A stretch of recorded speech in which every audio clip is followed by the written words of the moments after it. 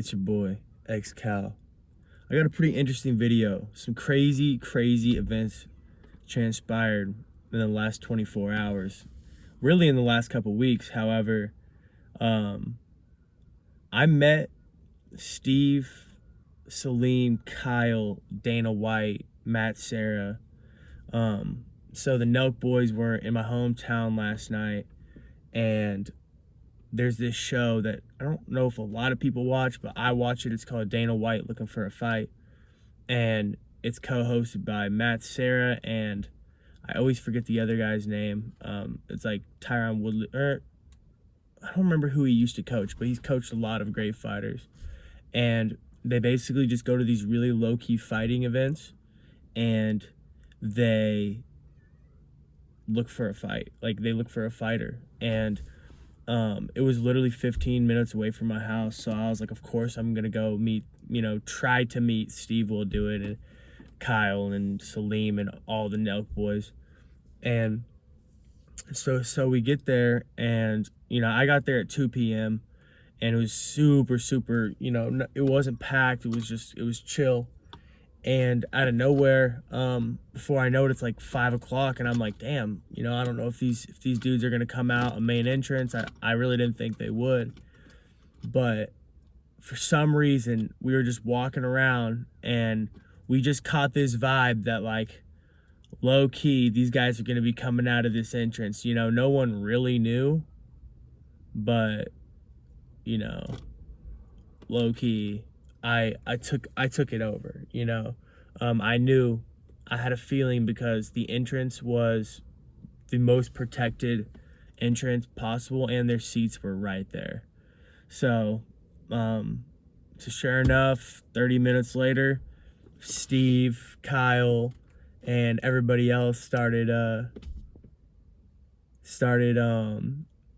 walking out, man. And dude, that moment, I just remember it was dope, because I was wearing a SteveWillDoit shirt, and he just looked at me, and I straight up dabbed him up first thing, and I wasn't trying to really take a picture with him. I don't have a good picture with any of them. Honestly, I was just trying to, like, dab him up or talk to him if I could, but everybody was just bum rushing him, like, the whole time. So honestly, even if I never will get to, like, have a conversation or whatever the fact is, I honestly am more satisfied with the fact that, like, I dabbed him up, moved on with my day, still watched some badass fights, and didn't annoy them. Because I feel like if I would have been that dude that, like, constantly was fucking, I don't know, like, trying to talk to him or get something from him, I don't know. If I was in that space, I feel like I wouldn't like that as much as, like, people that are just chilling from afar, or even, just doing their thing.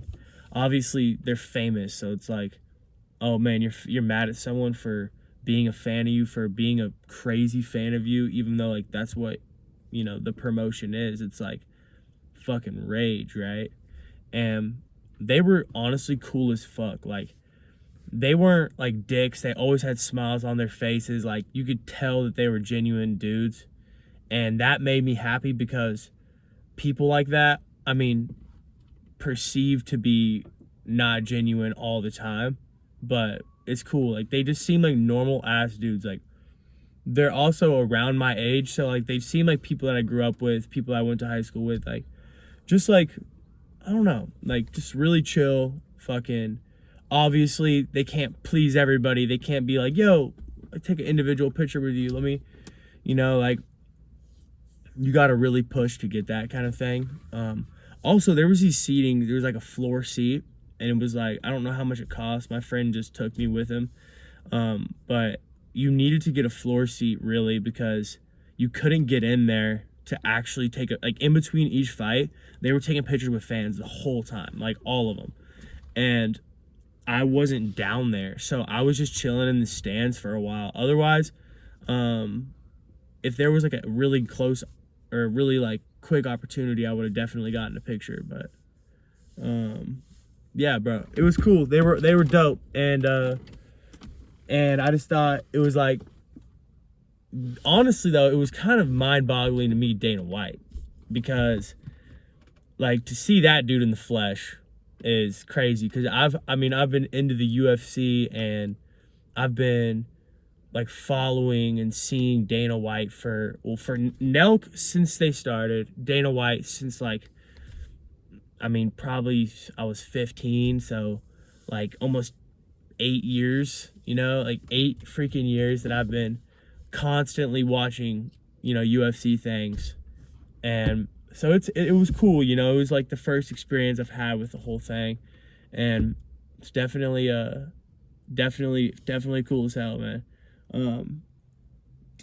But yeah, guys, so the strain I'm smoking on today, some tangerine haze.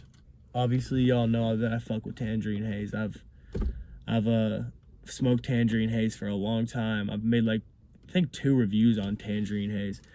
The first time I ever smoked it, I remember I felt some type of way, dude. It was like I felt like I was like a superhero. I don't know. It was like I was so motivated but so relaxed, so euphoric, yet so driven.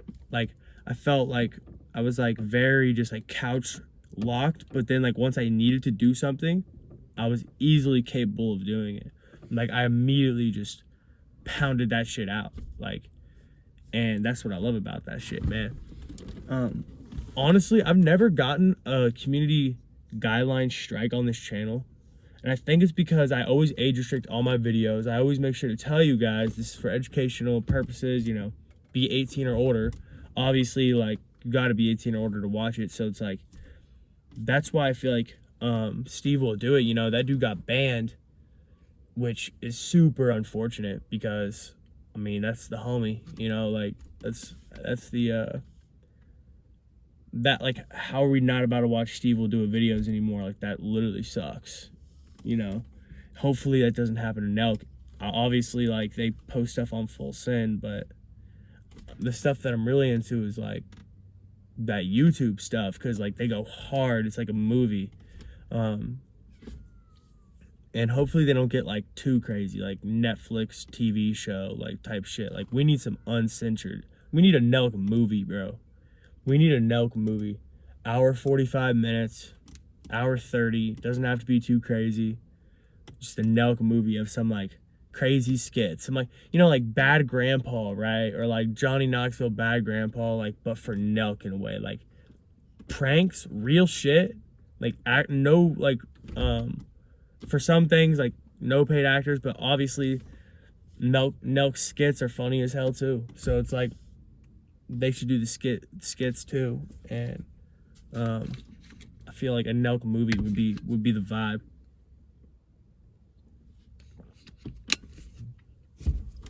Got one of these things there. Pretty dope little coaster, little memory. I also kept my ticket, which I'm really happy about. I should have, man, I'm so pissed. I should have had him sign something, but part of me thinks that I'll meet him again down the line. This is the second time they've came to Missouri in like the last 2 years.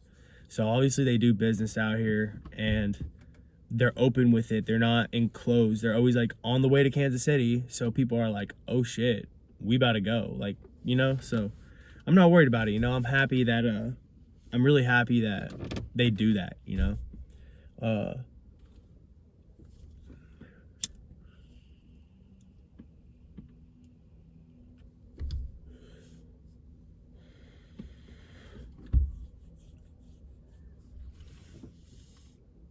Yeah, like I was telling you guys though, these truck camping videos are about to be lit, man.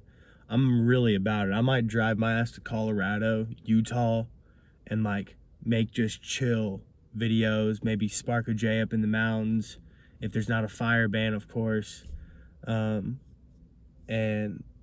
hotbox that truck camper. Like, I really don't care. Like, I'm the realest YouTuber, I'm like the only stoner YouTuber that's left. And like, you can't say that, like, I don't have that much, like, compared to, like all the real popular stoner YouTubers. But I like that because the really popular ones, what happens to them is they like it's like a washing machine, right? They just go over and over and just keep getting more and more like washed. They don't continue to get more valuable. For me, it's like I started at 0 with an iPhone, and now I'm at 4K with an iPhone and almost 1 million overall views, which to say you've 1 million people overall, you've had 1 million people overall see your videos, that's pretty fucking cool. I mean, for me at least, even though that's not that cool of an accomplishment, there's people with billions of views. It's not what my goal is. My goal is to achieve things in my way, not the way someone else is. I'm the best version of me. I want to be the best version of me. I don't want to be anyone. I look up to a lot of people, but I don't want to be them, you know? I want to be me. And I feel like if I just keep consistently uploading and just putting out real content, then good things will happen. Whether I gain 1 subscriber a day or 100 or 1,000, I will always like stay true to myself. So that's at least my goal, you know? But take one more hit of this. This has probably been a really long video, but I feel like it's well overdue because I haven't made a video of me just talking the whole time in a long time. And I can only talk for like 5 to 10 minutes by my like about a certain thing, you know, in a video form. But I'm gonna try to just get more free and loose and just be myself, because when I do that, I feel like I can really actually make a good video and make a real video, like to where people can relate to me. They can see the picture that I'm trying to paint in their head. And that's what that tangerine haze does. It makes you extremely able. Like you're just so like driven and you think deeper. Like notice how I just went like straight up like Isaac Newton to like Bear Grylls, like in just a single video. Like that's what tangerine haze is all about. So I'm gonna take one more hit, and then after this, probably go on a walk or maybe work on my truck a little bit. It's a decent day out here in Missouri. It's like 40 degrees, so you could get some work done, but here we go.